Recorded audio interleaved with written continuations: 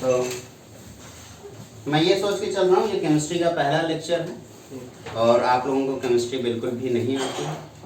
थोड़ा सा स्पीड में पढ़ाऊँगा, जल्दी जल्दी आप पढ़ लेना। तो फर्स्ट लेक्चर केमिस्ट्री में आपको पता होना चाहिए केमिस्ट्री आखिर है क्या और इसमें पढ़ना क्या होता है। और फिलहाल के लिए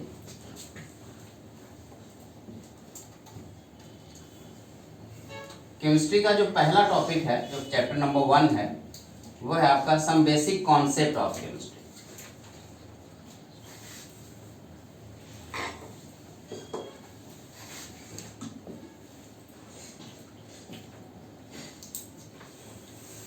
सम बेसिक कॉन्सेप्ट ऑफ केमिस्ट्री में काफी चैप्टर्स हमें पढ़ने हैं और बहुत सारे टॉपिक्स हमें पढ़ने हैं। उसका जो हमारा मेन फोकस होता है कंपटीशन पर्पज से, वो होता है मोल कॉन्सेप्ट। ये सबसे मेन फोकस होता है। और आज का लेक्चर पूरी तरीके से मोल कॉन्सेप्ट के ऊपर होगा, 0 लेवल से लेकर टॉप लेवल तक। ठीक, शुरुआत मोल कॉन्सेप्ट की करने से पहले मैं केमिस्ट्री की शुरुआत करता हूँ। केमिस्ट्री का सिंपल सा मतलब हुआ, हमें इन सारी चीज़ों के बारे में स्टडी करना है जो माइक्रोस्कोपिक लेवल पर, जिनको हम अपने नेकेड आइज से देख नहीं सकते हो, जैसे कि electron, proton, neutron, atom, molecules. ये सब अपने नेकेड आइज से तो हम नहीं देख सकते, लेकिन इन सब चीज़ों को पता करने के लिए हमारे पास बहुत सारे डिवाइसेस हैं जिससे हम इन सबको देख सकते हैं, पता भी कर सकते हैं। इलेक्ट्रॉन माइक्रोस्कोप आ गया, अब इलेक्ट्रॉन को भी देखने के लिए, पहले तो नहीं था, लेकिन अभी इलेक्ट्रॉन माइक्रोस्कोप हमारे पास है जिससे हम इलेक्ट्रॉन देख सकते हैं। तो माइक्रोस्कोपिक पार्टिकल के बारे में जानना ही केमिस्ट्री कहलाता है, यानी कि माइक्रोस्कोपिक पार्टिकल की स्टडी करना केमिस्ट्री कहलाता है। केमिस्ट्री के आने से पहले फिजिक्स आई थी। एक्चुअली शुरुआत तो केमिस्ट्री से हुई थी, साइंस की शुरुआत केमिस्ट्री से हुई थी। आज से बहुत साल पहले की बात मैं करूं तो आप लोग अगर पुरानी बुक्स पे बिलीव करते हो, यानी कि धार्मिक बुकें को अगर आप बिलीव करते हो, तो आपको ये पता होना चाहिए पहले जमाने के लोग अमृत पिया करते थे। अमृत का मतलब होता है अमर होना, एक ऐसा लिक्विड होता था। अमृत पीने का आज भी जिंदा होना चाहिए ना वो। कौन? अमृत पीने वाले तो नहीं, ऐसा ये कहना गलत है। अमृत का मतलब अमर होना। अमर होने का मतलब ये थोड़ी कि पूरी हमेशा आपकी बॉडी की भी एक औकात होती है, हर एक चीज की एक कैपेसिटी होती है। हमारी बॉडी की भी एक कैपेसिटी है। उस कैपेसिटी के हिसाब से आप, जैसे कि नॉर्मल आज ह्यूमन का जो एज होता है वो 60 to 65 या 70 तक मान सकते हैं। पहले के लोग लगभग 1000, 2000, 3000 साल तक जिंदा थे, तो हमारे लिए वो अमर ही तो थे। हम 100 साल में मर रहे हैं, वो 1000 साल तक, नॉर्मल उनकी एज 1000 साल तक थी, तो 1000 साल बाद मर रहे हैं। तो ये हमारे लिए तो वो लोग अमर हो गए। लेकिन वो अमर होने के लिए जिस लिक्विड का यूज करते थे, उस लिक्विड को हम अमृत बोलते हैं। बाद में हमारे आयुर्वेद ने उसको, पतंजलि, ये रामदेव की बात नहीं कर रहा हूँ, याद रखें, पतंजलि एक महर्षि थे। उन्होंने उसके लिए एक काढ़ा बनाया था। अमृत को ही काढ़ा बोलते हैं, ठीक है। तो जो पहले के जमाने में जो जिसे लोग अमृत बोलते थे, वो अमृत नहीं था, वो एक काढ़ा। अमृत के लिए वैसे तो हिंदू धर्म में बोला गया है कि समुद्र मंथन से अमृत मिला था, लेकिन ये समुद्र मंथन से अमृत नहीं मिलता, उसे सोमरस पहले बोला करते थे।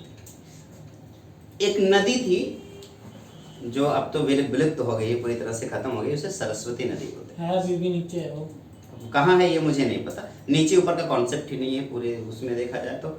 आप इंडिया का मैप देखते हो तो आप कहते हो कि जो कश्मीर है वो इंडिया का सर है और जो कन्याकुमारी है वो इंडिया का पैर है। ये किसने डिजाइन किया? अर्थ तो ग्लोब है ना, वो तो एक स्फीयर है, उसमें ऊपर नीचे कैसे डिसाइड कर सकते हो? अगर मैं उसको उल्टा करके पढ़ूँ तो इसका मतलब कन्याकुमारी वो उसका सर हो जाएगा क्या? नहीं, ये सब बकवास बातें हैं। यूरोप वाले लोग चाहते थे यूरोप को ऊपर दिखाना, इस वजह से उन्होंने मैप में उसको ऊपर दिखा दिया। तो ऊपर नीचे वाला कोई कॉन्सेप्ट नहीं होता, ठीक है।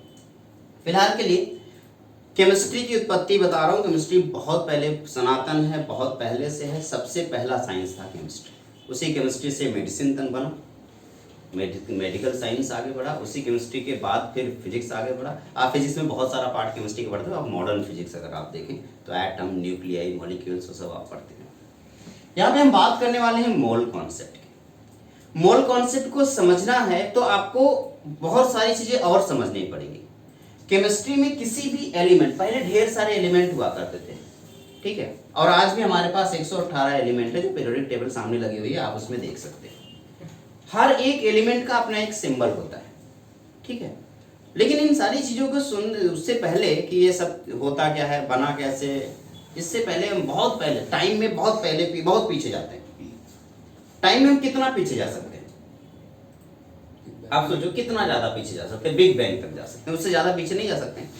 बिग बैंग एक ऐसी थियरी है कि अचानक से पता नहीं कुछ हुआ, कोई एटम से भी छोटा पार्टिकल रहा होगा, अचानक से फटा होगा और उससे लाइट और एनर्जी निकली, और उस लाइट और एनर्जी को आगे बढ़ते जैसे वो बढ़ती गई वैसे मैटर बनते चले गए। पहले डस्ट पार्टिकल बने होंगे, बहुत सारे और भी गैस पार्टिकल बने होंगे, वो सब मिलते मिलते मैटर बना, फिर वो मैटर आपस में मिलते हुए प्लेनेट बने होंगे, फिर सोलर सिस्टम बने होंगे, फिर वो डिस्ट्रॉय हुए होंगे, स्टार्स बने होंगे, फिर ये प्रोसेस पूरा चलता गया और फिर पता नहीं कितने सालों के बाद फिर जाके हम और आप बने। ठीक है, और अब तो मरने ही वाले हैं, मतलब अर्थ खत्म ही होने वाली है, आपको पता ही। तो ये सब ये एंड वाला प्रोसेस चल रहा है। ठीक, अभी इस एंडिंग प्रोसेस में ही हमारी साइंस डेवलप होती है। हर बार जब सारी चीज खत्म होने वाली होती है वहीं से हमारी साइंस डेवलप होती है। अब हमारी साइंस डेवलप हो गई। आज से 20 साल पहले साइंस की वजूद ही नहीं था, साइंस बहुत ही गिरे हुए स्तर पे था, और अचानक से 20 साल में साइंस बहुत बदल गई। आज हमारे पास वो सारी डिवाइसेस हैं।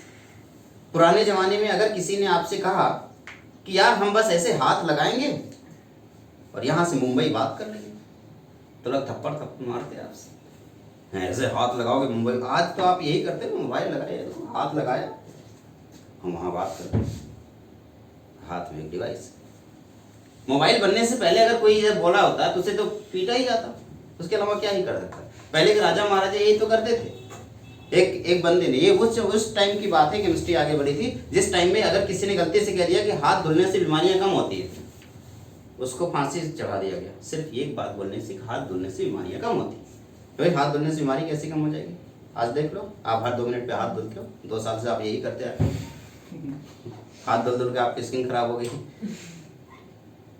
किसी ने कहा कि नहीं अर्थ स्फेरिकल है, तो उसको नहीं, बीच चौराहे पे जला दिया गया, सिर्फ ये बोलने के लिए अर्थ स्फेरिकल है।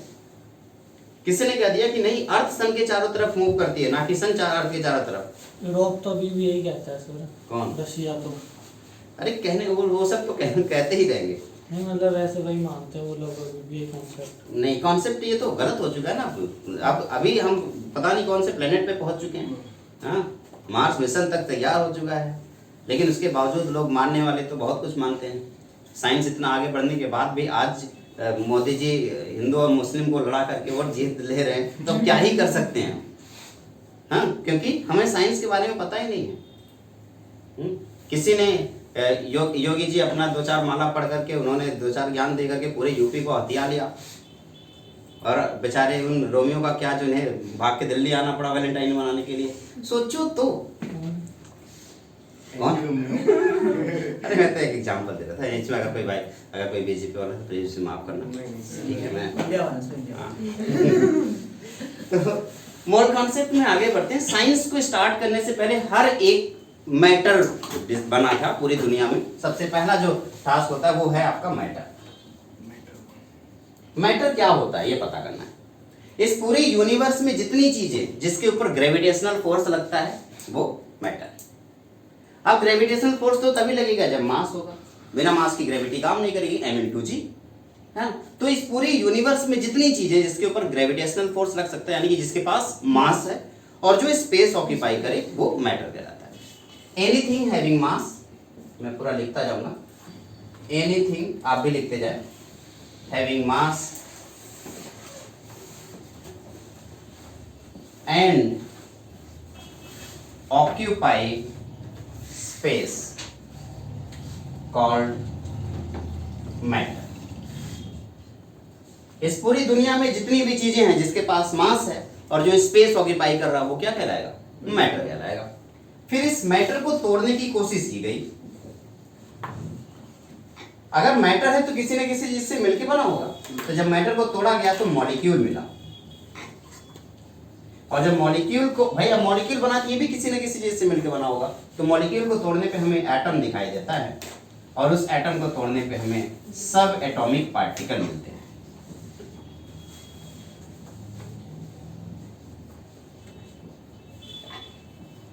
सब एटॉमिक पार्टिकल में बेसिकली आपको पता है 3 तरीके के पार्टिकल होंगे, electron, proton and neutron. 3 type के सब एटॉमिक पार्टिकल्स होते हैं, electron, proton and neutron. Electron के ऊपर कौन सा चार्ज होता है? नेगेटिव। प्रोटॉन के ऊपर कौन सा चार्ज होता है? पॉजिटिव। और न्यूट्रॉन के ऊपर कोई चार्ज नहीं है, तो वो न्यूट्रल होता है। ठीक। अच्छा, इस चीज को थोड़ा उल्टा लेके चलते हैं। मैंने कहा मैंने इलेक्ट्रॉन, प्रोटॉन, न्यूट्रॉन को एक पैकेट के अंदर पैक कर दिया, तो क्या वो एटम बन गया? क्योंकि ये इलेक्ट्रॉन, प्रोटॉन, न्यूट्रॉन से ही तो एटम बना होगा। और उस एटम से हमने क्या बना लिया? मॉलिक्यूल। और मॉलिक्यूल को वापस मिलाकर क्या बना लिया? मैटर। ये तो होता होगा।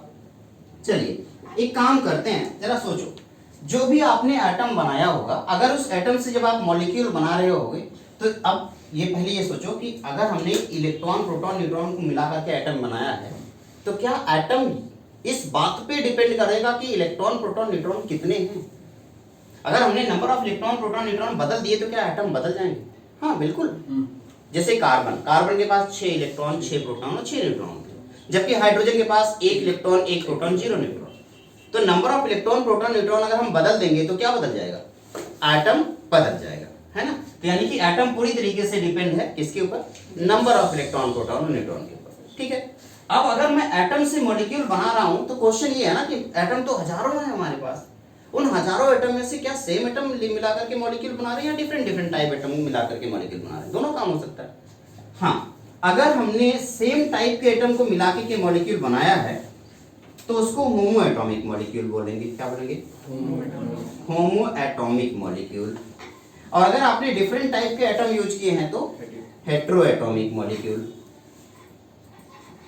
हमारे पास 2 टाइप के मॉलिक्यूल हैं, एक होमो एटॉमिक और एक हेट्रो एटॉमिक। इसी होमो एटॉमिक मॉलिक्यूल को आगे चल के एलिमेंट बोला जाएगा और इस हेट्रो एटॉमिक मॉलिक्यूल को कंपाउंड बोलूंगा मैं। ठीक है ना? तो ये हो गया आपका एलिमेंट और एक कंपाउंड। एक एग्जांपल लेके चलते हैं। अगर मैं कहता कि हाइड्रोजन क्या होमो एटॉमिक मॉलिक्यूल है? आप कहते हैं हाँ, 2 हाइड्रोजन एटम से मिलकर बना है।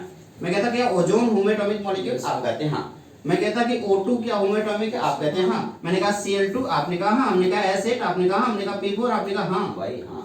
ये सब के सब क्या है? होमो एटॉमिक मॉलिक्यूल है। चलिए जब कंपाउंड की बात करते तो मैं कहता एक कार्बन, 2 ऑक्सीजन, डिफरेंट एटम है, एक कार्बन है और ऑक्सीजन है, यानी कि हेट्रो एटॉमिक मॉलिक्यूल। H2O क्या है? Hetero atomic molecule. HNO3 क्या है? Hetero atomic molecule. HCl क्या है? Hetero atomic molecule. ये सब के सब क्या है? Hetero atomic molecule. और ये सब के सब क्या है? होमो एटॉमिक मॉलिक्यूल। इन सबको हम क्या बोल सकते हैं? एलिमेंट। और इन सबको हम क्या बोल सकते हैं? कंपाउंड। अब जब मॉलिक्यूल की बात उठी है तो आगे बढ़ लेते हैं। अगर अभी मैं आपसे ये बताता कि नंबर ऑफ एटम कितना यूज किया है मॉलिक्यूल के अंदर, इसके बेस पे भी तो हम मॉलिक्यूल को डिवाइड कर सकते हैं ना। तो molecule on the basis of number of atom, molecule on the basis of number of atoms, number of atoms के बेस पे अगर हम मॉलिक्यूल की बात करेंगे तो आप कहेंगे चलो ठीक है, मैं कह रहा हूं कि हाइड्रोजन और हाइड्रोजन दोनों मिलकर के, 2 हाइड्रोजन आपस में मिलकर के H2 बना रहे हैं। तो कितने एटम आपस में मिले हैं बेटा? 2। तो ये हाइड्रोजन का एटम है और ये क्या है? हाइड्रोजन का मॉलिक्यूल। तो इसको 2 की वजह से हमने यूज किया डाई। इसका नाम हो जाएगा डाई। एटॉमिक का मतलब हुआ एटम से बना हुआ, इसका नाम हो गया डाई एटॉमिक मॉलिक्यूल। क्या ये बात समझ में आ गई? डाई एटॉमिक मॉलिक्यूल का मतलब क्या हुआ? 2 एटम से बनने वाला मॉलिक्यूल। जल्दी से आप मुझे बताइए, एक हाइड्रोजन और एक क्लोरीन को मिलाकर अगर मैं HCl बनाऊं तो ये क्या होगा? एक कंपाउंड होगा। तो लेकिन इस कंपाउंड का भी नाम होगा क्या? डाई। ये भी एक तरीके का मॉलिक्यूल है। तो डाई एटॉमिक क्या? Try atomic. डाई क्यों? क्योंकि 2 एटम से मिलकर बना, ये हो गया आपका डाई एटॉमिक मॉलिक्यूल। तो इसका भी नाम है diatomic molecule. Sir molecule different तो कोई फर्क नहीं पड़ता? नहीं, कोई फर्क नहीं पड़ता। मॉलिक्यूल का मतलब होता है एटम को कंबाइन करके मिलाया गया। The combination of atoms is called molecule. हमने ढेर सारे एटम को आपस में कंबाइन किया। पहले वाले मॉलिक्यूल को बनाते समय एक बात ध्यान दिया कि 2 एक ही टाइप के एटम को कंबाइन किया, तो ये आपका होमो एटॉमिक मॉलिक्यूल बन गया इस टाइप। दूसरे वाले मॉलिक्यूल को बनाते समय हमने इस बात का ध्यान दिया कि अलग अलग टाइप का एटम यूज किया है, ये क्या बन गया आपका? Hetero atomic molecule. लेकिन दोनों में हमने 2-2 एटम यूज किया है, इसलिए इसका नाम हो गया डाई एटॉमिक मॉलिक्यूल। 1 मिनट के लिए जरा देखते हैं। मैं कह रहा हूं कि 3 ऑक्सीजन के एटम को आपस में मिलाकर के ओजोन बनाए, इसका नाम क्या? 3 है तो ट्राई एटॉमिक, इसका नाम हो जाता है ट्राई एटॉमिक मॉलिक्यूल। लेकिन अगर हम इसी चीज को बनाते समय एक बात को ध्यान दें, एक कार्बन और दो ऑक्सीजन आपस में मिलाकर के कार्बन डाइऑक्साइड, या दो हाइड्रोजन और एक ऑक्सीजन को आपस में मिलाकर के H2O बनाएं, तो ये दोनों क्या है तो ट्राई एटॉमिक, लेकिन होमो या हेट्रो एटॉमिक मॉलिक्यूल, ये दोनों भी आपके ट्राई एटॉमिक मॉलिक्यूल हो गए। मैं आपसे कहता कि P4 यानी कि 4 फास्फोरस को आपस में मिलाया गया और एक व्हाइट फास्फोरस बनाया गया जिसे हम P4 बोलते हैं। या फिर मैं आपसे कहता कि हमने 2 हाइड्रोजन को और 2 ऑक्सीजन को आपस में मिलाया और इससे H2O2 बनाया, ठीक है। या हमने आपसे कहा, मैं आपसे कहूं कि एक हाइड्रोजन को, एक नाइट्रोजन को और 2 ऑक्सीजन को आपस में मिला करके HNO2 बनाया। एक हाइड्रोजन, एक नाइट्रोजन और 3 ऑक्सीजन को आपस में मिला करके HNO3 बनाया। जरा बताइए ये दोनों आपस में, ये दोनों क्या, ये तीनों क्या है? टेट्रा। 3 4 के लिए हम क्या यूज करेंगे? टेट्रा। इसका नाम हो गया टेट्रा एटॉमिक मॉलिक्यूल। लेकिन अगर मैं यहां पे बात करूं, ये बताओ क्या होगा? 5 एटॉमिक है, 5 एटम है, तो इसका नाम हो जाएगा पेंटा एटॉमिक मॉलिक्यूल। इसी तरीके से मैं ढेर सारे एटम यूज करूं, बहुत सारे एटम, n एटम मान लो मैंने, n एटम्स आपस में मिलाया, तो इसका नाम हो जाएगा पॉली एटॉमिक। तो मेरे ख्याल से अब तक आपको पता है कि मॉलिक्यूल और एटम में डिफरेंस क्या है, मॉलिक्यूल कितने तरीके के होंगे। जस्ट चुटकियों में नोट कर लो इसे, उसके बाद आगे बढ़ो।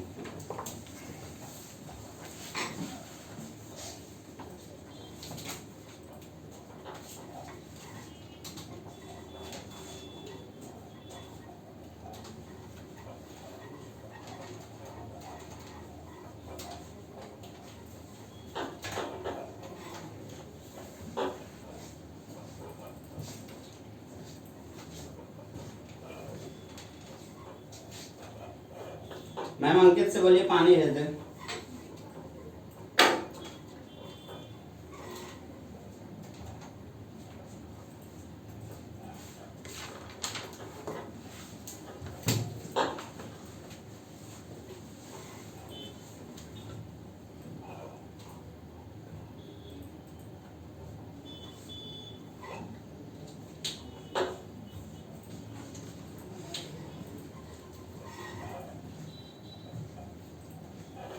P4 का नाम क्या है? Phosphorus, white phosphorus and black phosphorus, grey phosphorus, ढेर सारे फास्फोरस होते हैं। फिलहाल के लिए भी आप बस फास्फोरस, जब 3 ब्लॉक पढ़ाऊंगा तो सारे टाइप के फास्फोरस होते हैं। तो इस तरफ वाला इरेज कर दूं तब तक। जी sir.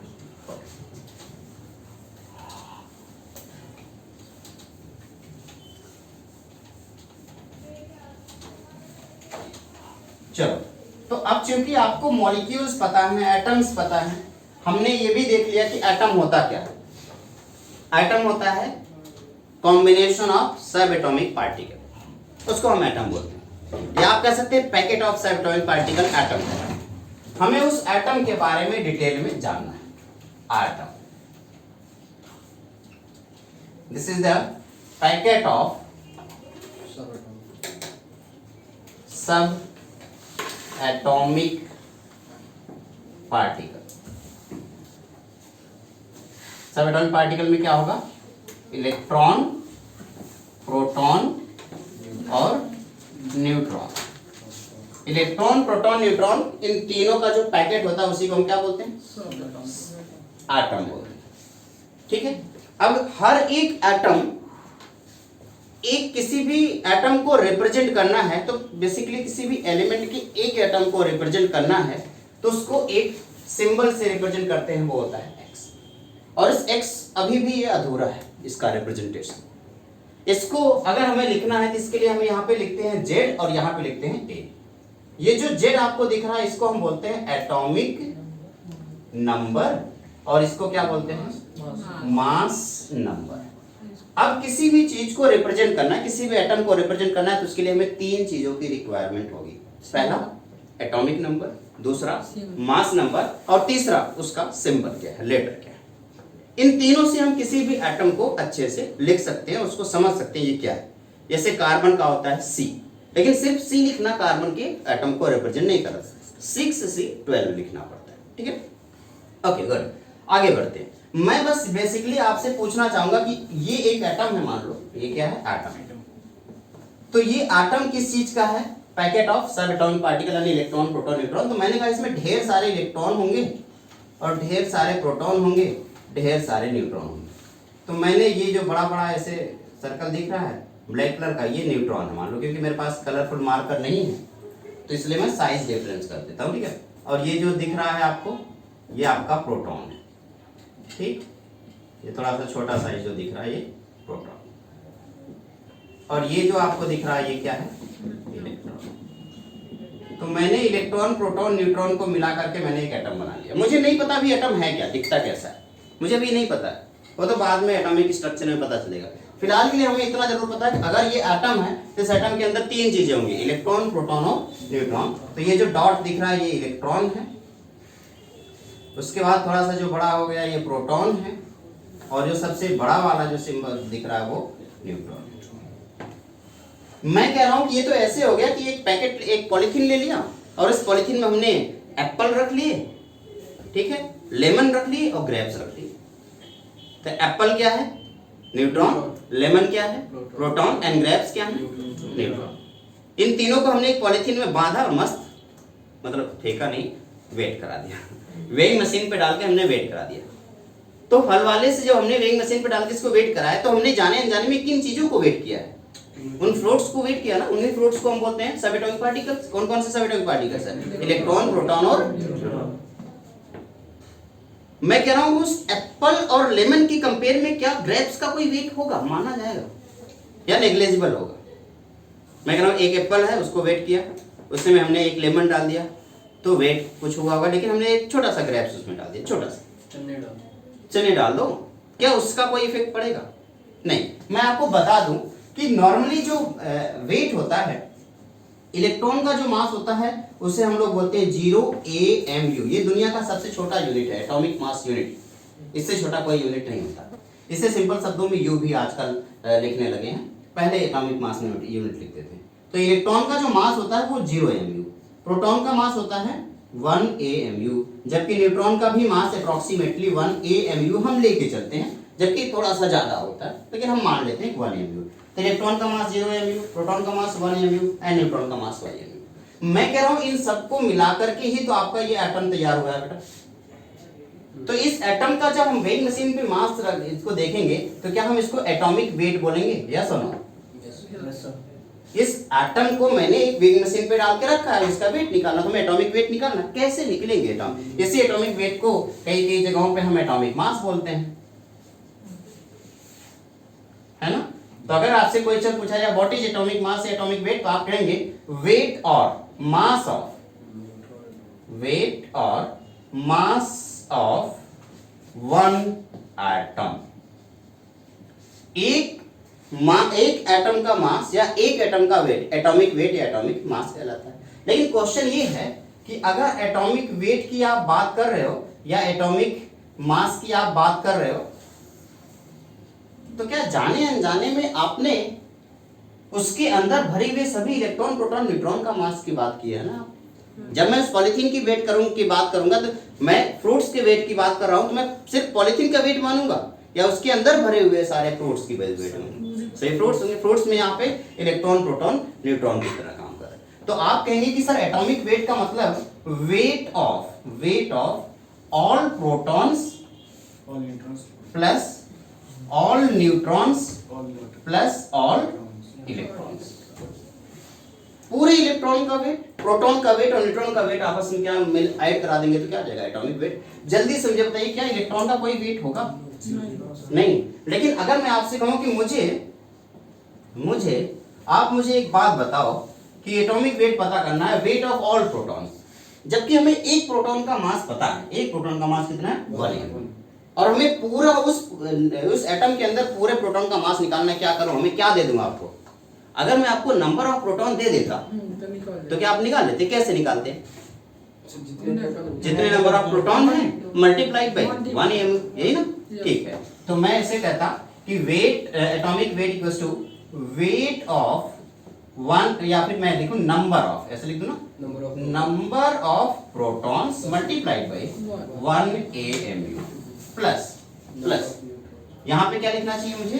Number of neutrons multiplied by 1 amu. क्या यहाँ तक कोई दिक्कत है? थोड़ा सा मैथ यूज कर लेते हैं, थोड़ा सा मैथ। तो atomic weight this is equals to, मैंने 1 एमयू को कॉमन कर लिया, तो क्या बचेगा? Number of protons plus number of neutrons multiplied by 1 AMU, ठीक है ना? अच्छा, ये वही नंबर है ना जिसकी वजह से किसी भी एटम का मास होता है। भाई प्रोटॉन और न्यूट्रॉन की वजह से ही किसी भी एटम का मास होता है, क्या इलेक्ट्रॉन की वजह से होता है? नहीं। तो हम इसको बोल सकते हैं ये वो नंबर है जिसकी वजह से किसी भी एटम का मास होता है, that's why this is called mass number. ये क्या कहलाएगा? Mass number. तो जल्दी से मुझे बताइए, atomic weight this is equals to mass number multiplied by 1 amu. क्या मेरी बात अच्छे समझ में आ गई? ठीक है ना? अब एक काम करते हैं, जैसे मैंने कहा कि कार्बन का मास नंबर 12 है, तो इसका एटॉमिक वेट कितना होगा? 6 and 12। तो अगर मैं कहता कि इसका मास नंबर, तो आप कहते कि मास नंबर सर यही तो होता है, ऊपर लिखा हुआ है 12। हमने कहा हाँ, तो मैं कहता कि एटॉमिक मास कितना होगा? तो एटॉमिक मास होगा इसका 12। गलत जवाब, सिर्फ 12 नहीं, 12 इंटू एएमयू, बहुत अंतर है दोनों में। क्वेश्चन में सिर्फ 12 लिखा हुआ है, दैट मींस वो क्या बताना चाह रहा है? वो मास नंबर बताना चाह रहा है, वो नंबर बताना चाह रहा है जिस नंबर की वजह से एटॉमिक मास है। कौन कौन से नंबर है? प्रोटॉन प्लस न्यूट्रॉन बताना चाह रहा है। लेकिन अगर उसने 12 एएमयू लिख दिया, उसका मतलब वो एक कार्बन को वेइंग मशीन पे डाल करके वेट किया है और वो वैल्यू बता रहा है 12। क्या बात समझ आ गई ना? कोई दिक्कत तो नहीं है? अब अगला जो क्वेश्चन होगा वो ये होगा, आखिर हमें कैसे पता चलेगा किसी भी एटम के अंदर इलेक्ट्रॉन, प्रोटॉन, न्यूट्रॉन कितने हैं, यानी कि कैलकुलेशन ऑफ नंबर ऑफ सब atomic particles in the atom. अभी कोई लिखेगा नहीं, टाइम दूंगा लिखने के लिए, परेशान हो अभी, बस देखते रहो। कैलकुलेशन ऑफ नंबर ऑफ सब एटॉमिक पार्टिकल, सामने लिखा हुआ XZNA। ए क्या है? Mass number. अभी अभी थोड़ी देर पहले तो आपने मास नंबर बताया, क्या होता है? नंबर ऑफ प्रोटॉन प्लस, तो प्रोटॉन प्लस न्यूट्रॉन। अच्छा, ये क्या है? Atomic number. अच्छा, किसी भी एलिमेंट का एटॉमिक नंबर वो रिप्रेजेंट करता है कि पीरियोडिक टेबल में उसकी पोजीशन क्या है, ठीक है? अब आपके पास पॉजिटिविटी भी है, आपके पास नेगेटिविटी भी है। टीचर आपकी क्लासरूम में पोजीशन क्या देख के बताएगा? पॉजिटिविटी या नेगेटिविटी? ऑब्वियसली आपकी पॉजिटिविटी देख करके वो बताएगा कि आपकी क्लास में पोजीशन क्या होनी चाहिए। तो पीरियोडिक टेबल में अगर पोजीशन पता करना है किसी भी एटम का, तो उसकी पॉजिटिविटी देखें या नेगेटिविटी? पॉजिटिविटी। और पॉजिटिविटी एटम में पॉजिटिव कौन है? प्रोटॉन ही तो है जो पॉजिटिव होता है, इलेक्ट्रॉन नेगेटिव होता है और ये न्यूट्रल होता है। तो आप कहेंगे कि नंबर ऑफ प्रोटॉन देखना पड़ेगा, तो नंबर ऑफ प्रोटॉन ही क्या कहलाता है? नंबर ऑफ प्रोटॉन ही क्या कहलाता है? Atomic number. वो अलग बात है, वो अलग बात है कि एटम में जितने प्रोटॉन हैं उतने ही इलेक्ट्रॉन होते हैं, क्योंकि एटम न्यूट्रल होता है। बट आयन में ऐसा नहीं होता है। For neutral atom, for neutral atom, number of proton is always to number of electron।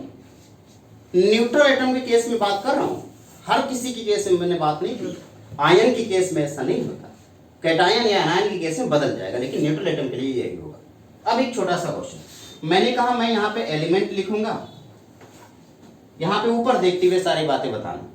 यहाँ पे नंबर ऑफ प्रोटॉन्स लिखूंगा, नंबर ऑफ इलेक्ट्रॉन्स लिखूंगा, नंबर ऑफ न्यूट्रॉन्स लिखूंगा, जेड लिखूंगा और ए लिखूंगा। ए क्या है? ए क्या है? Mass number. और जेड क्या है? Atomic number. ठीक है, तो मैंने ये सारी बात लिखी। तो एलिमेंट की शुरुआत करते हैं। सबसे पहले हाइड्रोजन की 1H1। अब ये क्या है? Atomic number. एटॉमिक नंबर यहाँ पे जेड या ए? जेड की वैल्यू। अच्छा ए की वैल्यू क्या होगी? 1। अच्छा नंबर ऑफ प्रोटॉन उतनी ही है ना जितना नंबर ऑफ जेड है, यानी कि 1। बात क्या है? इलेक्ट्रॉन भी उतने ही होंगे जितने की नंबर ऑफ प्रोटॉन। लेकिन क्या न्यूट्रॉन? न्यूट्रॉन कैलकुलेट करना है। देखो प्रोटॉन प्लस न्यूट्रॉन ये किसकी वैल्यू होती है? ए की। और प्रोटॉन किसकी वैल्यू है? जेड की वैल्यू। इसका मतलब अगर हम ए में से जेड को सब्ट्रैक्ट कर दे तो न्यूट्रॉन पता चल जाएगा। न्यूट्रॉन कैलकुलेट करना है तो ए माइनस जेड आपको देखना होगा। तो ए माइनस जेड यानी कि ए यहाँ पे है, जेड यहाँ पे, ए माइनस जेड यानी कि 0। क्या बात समझ आ गई? अच्छा अगर मैं इसी हीलियम की बात करता तो 2He4 होता। तो अब बताओ नंबर ऑफ प्रोटॉन कितने हैं? 2। नंबर ऑफ इलेक्ट्रॉन भी उतने ही होंगे। जेड की वैल्यू 2 है जबकि ए की वैल्यू 4 है। अब 4 माइनस 2 कितना हो जाएगा? चलो मैं बात करता हूं सोडियम की। सोडियम का एटॉमिक नंबर 11 होता है जबकि मास नंबर 23 होता है। तो बताओ जेड की वैल्यू क्या है? 11। ए की वैल्यू कितनी है? 23। 23 माइनस 11 न्यूट्रॉन पता चलेगा कितना है? 12। अच्छा 11 एंड 11। ओके चलिए क्लोरीन की बात करते हैं। 1735। अब आप कहेंगे कि 17 क्या है? जेड। उतने ही प्रोटॉन होंगे उतने ही इलेक्ट्रॉन होंगे। और ये 35 क्या है? ए। अब बताओ न्यूट्रॉन कितने होंगे? 35 माइनस 17 18। क्या कोई दिक्कत है? तो अब हमें पता चल गया कि किसी भी एटम के अंदर कितने इलेक्ट्रॉन होते हैं, कितने प्रोटॉन होते हैं और कितने न्यूट्रॉन होते हैं। क्या हम ये निकालना सीख गए? कोई दिक्कत नहीं है किसी को? चलिए इसको पहले नोट कर लीजिए। हाँ जैसे किसी के ऊपर कोई चार्ज, जैसे हमने यहाँ पे कोई चार्ज नहीं रखा है। अभी आयन की बात भी करेंगे, ठीक। पहले तो फिर number of electron proton neutron हमने न्यूट्रल एटम में देखा।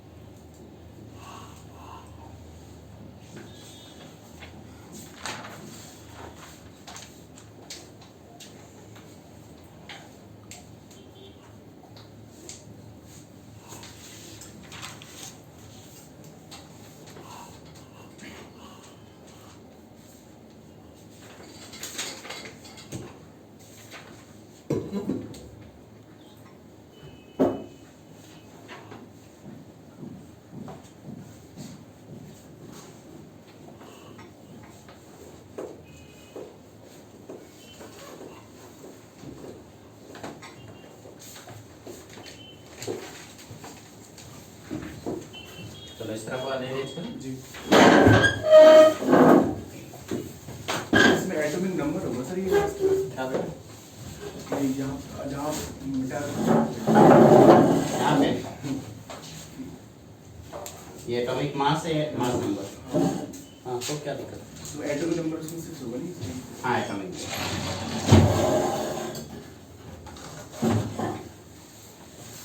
चलो नेक्स्ट है हमारा, ये तो किसी एटम के अंदर कितने इलेक्ट्रॉन प्रोटॉन न्यूट्रॉन निकालना है। अब किसी आयन के अंदर बात करते हैं। सर एक बार ही लिखने दो। ये नोट नहीं किया अभी? चलिए नोट कर लीजिए।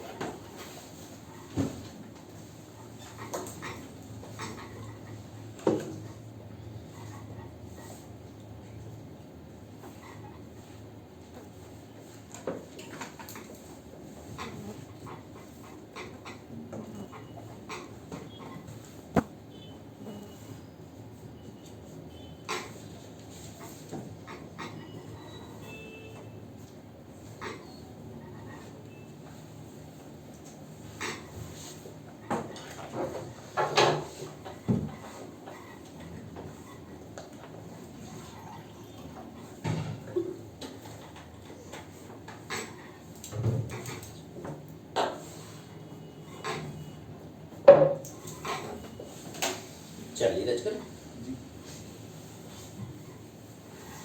अब हम बात करेंगे आयंस के बारे में।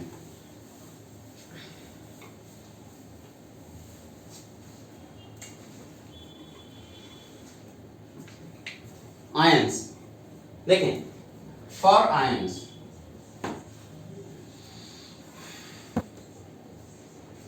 दो टाइप के आयंस हैं। देखो कोई भी चीज न्यूट्रल है इसका बिल्कुल मतलब नहीं कि उसके ऊपर कोई चार्ज नहीं। उसका सिंपल सा मतलब है उसके ऊपर जितना पॉजिटिव चार्ज होगा उतना ही नेगेटिव चार्ज। जैसे अगर मैं इस एक लाइन की बात करता हूं और मैं कहता हूं इस लाइन पे 5 पॉजिटिव चार्ज हैं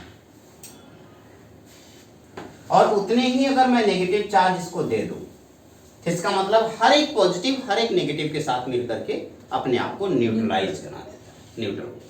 तो क्या ये पूरा का पूरा न्यूट्रल है? ये ऊपर जो लिखा हुआ ये प्रोटॉन्स हैं और नीचे जो लिखा हुआ ये इलेक्ट्रॉन्स।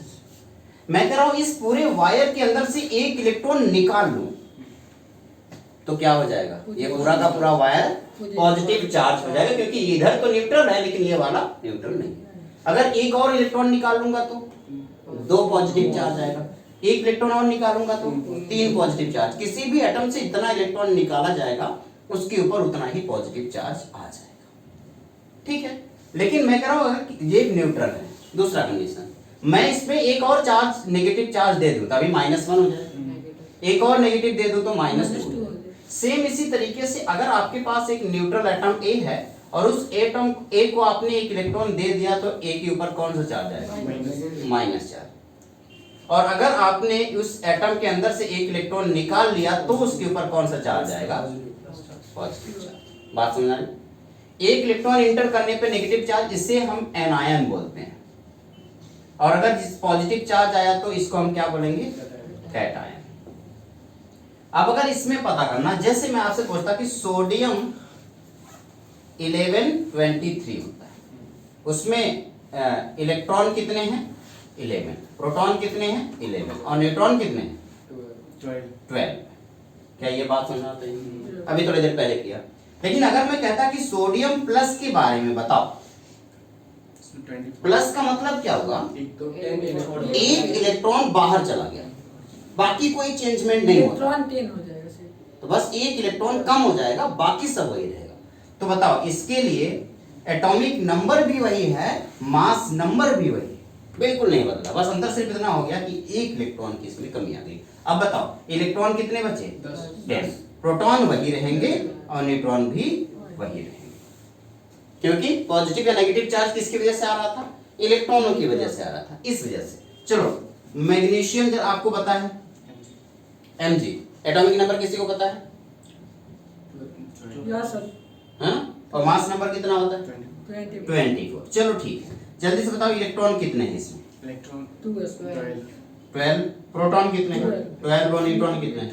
12। मैं कह रहा हूँ लेकिन इसी Mg प्लस में बताओ क्या होगा? इसमें इलेक्ट्रॉन 11 इलेक्ट्रॉन कितने हो जाएंगे? 11। प्रोटॉन कितने हो जाएंगे? 12। न्यूट्रॉन कितने हो जाएंगे? 12। मैं कह रहा हूँ जल्दी से मुझे Mg+2 के बारे में बता दो। इसमें सर इलेक्ट्रॉन इलेक्ट्रॉन एक और कम हो जाएगा तो इलेक्ट्रॉन कितने हो जाएंगे? 10। प्रोटॉन कितने हो जाएंगे? 12। अभी वही रहेंगे, न्यूट्रॉन भी वही रहेंगे। चलो एक लास्ट है एल्युमिनियम के बारे में, एटॉमिक नंबर 13 और 27 बताओ। इलेक्ट्रॉन सर इसमें इलेक्ट्रॉन कितने होंगे? 13। प्रोटॉन 13। न्यूट्रॉन 14। चलो Al+ electron 12। Proton 13 neutron 14 Al+2 electron 11 proton 13 neutron 14 Al+3 बताओ। इलेक्ट्रॉन 10। प्रोटॉन और न्यूट्रॉन। क्या ये बात सुन रही? ऐसे एलिमेंट ढूंढो, ऐसे एलिमेंट ढूंढो जिसमें प्रोटॉन सेम हो, उन एलिमेंट को आइसोटोप्स बोलते हैं। क्या होगा? आइसोटोप्स। आइसोटोप्स का मतलब element having same number of protons. Protons का मतलब क्या हो गया? एटॉमिक नंबर हुआ ना, यस प्रोटॉन का मतलब एटॉमिक नंबर हुआ। चलो जैसे मैं कहूं कि हाइड्रोजन 1H1 भी होता है, हाइड्रोजन 1H2 भी होता है और हाइड्रोजन 1H3 भी होता है। पहला वाला जो हाइड्रोजन इसे प्रोटियम बोलते हैं। क्या बोलते हैं? प्रोटियम। दूसरी वाले का नाम है ड्यूटेरियम।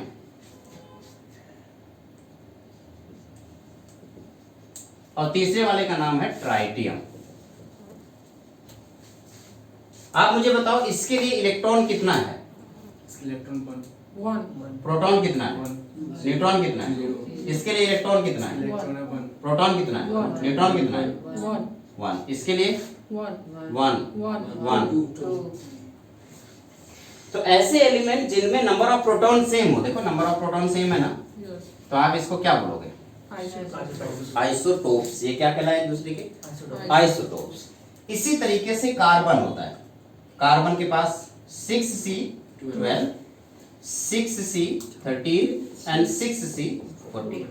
3 आइसोटोप्स है, कोई स्पेसिफिक नाम नहीं है इनका। जल्दी से मुझे इलेक्ट्रॉन, प्रोटॉन, न्यूट्रॉन बता दो। चलो electron, proton, neutron, electron, proton, neutron, electron, proton, neutron, इन सब में नंबर ऑफ प्रोटॉन सेम है। अब आप सोच रहे सर इलेक्ट्रॉन भी तो सेम है, मैंने ऐसा कुछ नहीं बोला, हो सकता है प्रोटॉन की बस प्रोटॉन की कंडीशन है। एक तीसरा एग्जांपल लेता हूं। क्लोरीन उसे होता है 1735 एंड क्लोरीन 1737। जल्दी से इलेक्ट्रॉन, प्रोटॉन और न्यूट्रॉन बताओ। 17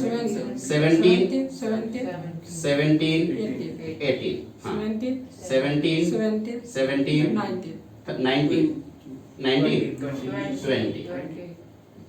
ठीक है ना? तो इस तरीके से हमने आइसोटोप्स देख लिया। आइसोटोप्स क्या होते हैं? ऐसे एलिमेंट्स जिसमें नंबर ऑफ प्रोटॉन सेम हो उसे आइसोटोप्स बोलेंगे। इसी तरीके से आइसोटोन्स होते हैं और इसी तरीके से आइसो इलेक्ट्रॉनिक स्पीशीज होती है। आइसोबार भी होते हैं ना सर? चलो आइसोबार भी लेते हैं। आइसोबार का मतलब सेम नंबर ऑफ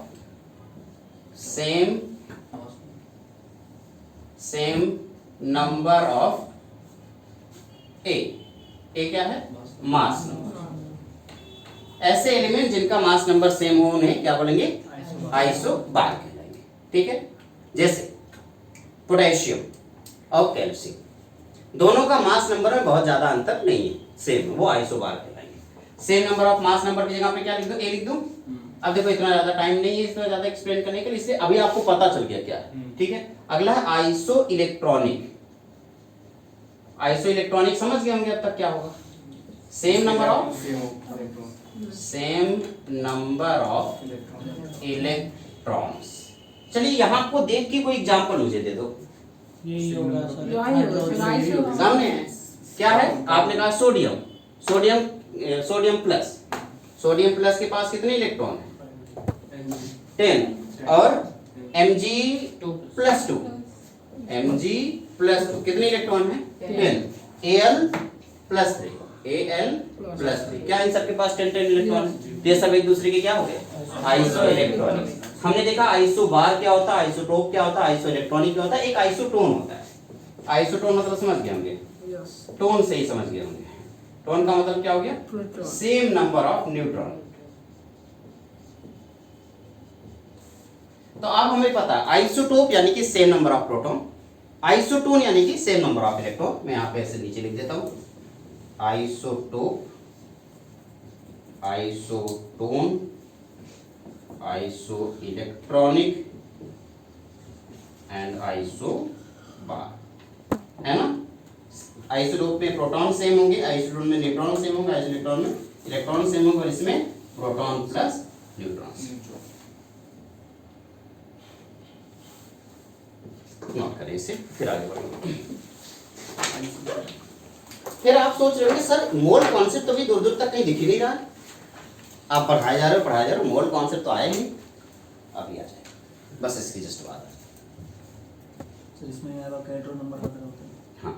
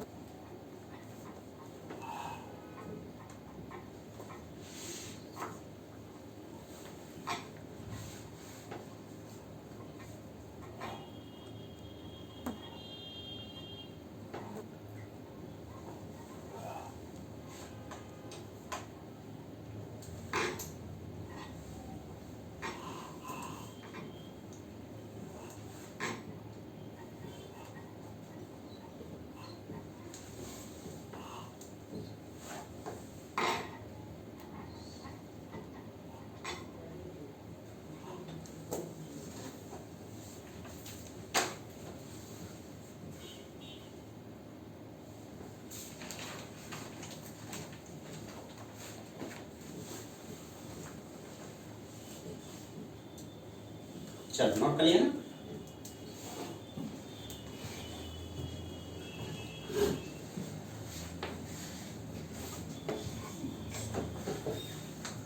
तो अब तक हम लोगों ने क्या सीखा कि आखिर मैटर क्या होता है, मैटर को तोड़ते कैसे हैं, आइटम क्या होता है, इलेक्ट्रॉन प्रोटॉन न्यूट्रॉन कहाँ पे होता है, मतलब ये तो नहीं देखता कहाँ पे होते हैं इलेक्ट्रॉन प्रोटॉन न्यूट्रॉन से एटम बनता है, एटम से मॉलिक्यूल बनते हैं, मॉलिक्यूल क्या होते हैं पता चल गया, मॉलिक्यूल कितने टाइप के होते हैं ये पता चल गया। फिर एटम, किसी भी एटम के एलिमेंट का सिंबल देख के हम कैसे पता करें कितने इलेक्ट्रॉन कितने प्रोटॉन कितने न्यूट्रॉन होते हैं, और किसी आयन के अंदर कितने इलेक्ट्रॉन कितने प्रोटॉन कितने न्यूट्रॉन होते हैं, ये सब हमने सीख लिया। फिर हमने देखा isotopes, isobar, isotones, iso electronic species क्या होते हैं। नेक्स्ट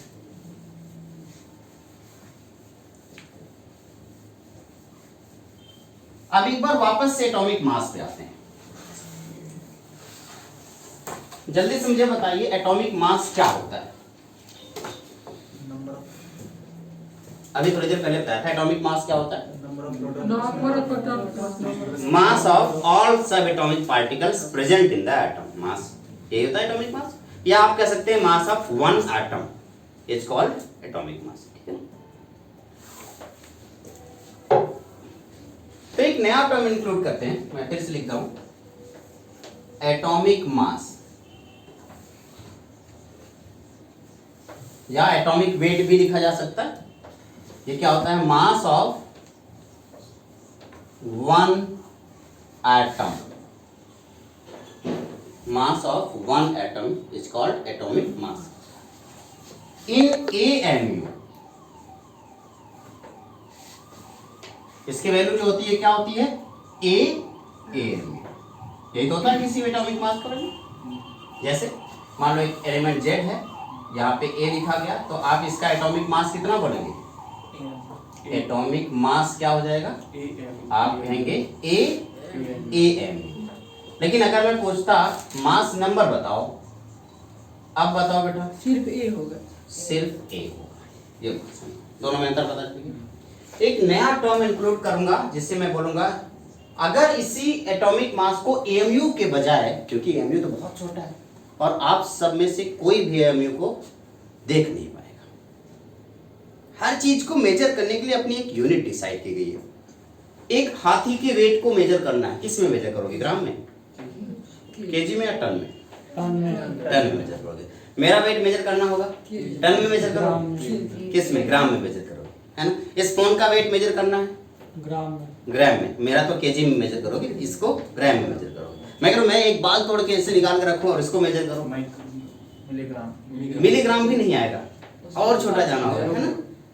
मैं कह डस्ट का एक पार्टिकल मेजर करके दिखाओ, नहीं मेजर कर। जैसे जैसे आप नीचे जा रहे हैं, छोटे पार्टिकल की तरह जा रहे हैं, वैसे वैसे आपको यूनिट भी बदलनी पड़ रही है, सेम यूनिट में नहीं हो पाता है।